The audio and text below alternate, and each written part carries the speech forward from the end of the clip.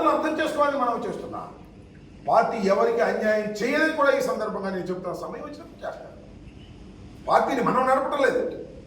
పార్టీని జగన్మోహన్ రెడ్డి గారు అధిష్టాన వర్గం నడుపుతా ఉంది.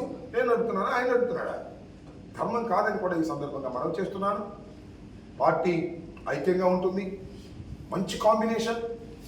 మీరు చూడండి, మొత్తం 7 నియోజకవర్గాల్లో no BC, all are OCs. Anil Yadav with BC combination, wonderful combination.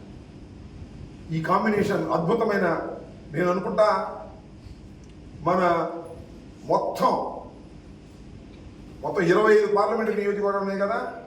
మన గోలేడు తెలుసా?